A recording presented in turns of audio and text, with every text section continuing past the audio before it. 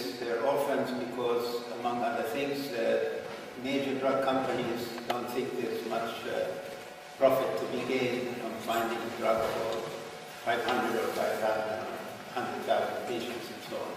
However, in fact, if, say, a company like Mondobiotech concentrates on finding a drug for, let's say, idiopathic pulmonary hypertension or primary unknown cause pulmonary hypertension. If you solve the problem of idiopathic pulmonary hypertension, which is why pulmonary vessels become thickened and narrow, and then they offer more and more resistance to the heart as it pumps the right side of the heart, and the patient has right heart failure and eventually dies. If you solve the problem of why pulmonary vessels become thickened and narrow and the vascular distance increases, you will help millions of other people who have pulmonary hypertension due to other causes, for example, emphysema, chronic obstructive lung disease.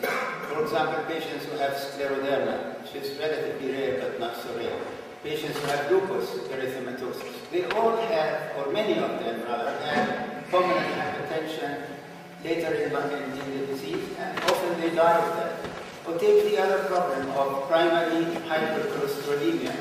When colleagues, when I was in Dallas, Texas, they were working on this Brown and Wolf team, and they found the statins.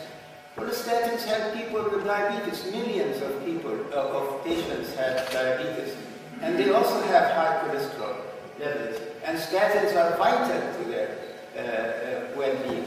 So, in the end, the point is, if you concentrate on finding drugs for rare diseases, you will have more and more dividends that you didn't expect or count on, because the same principles for treating a rare disease may apply to not so rare diseases.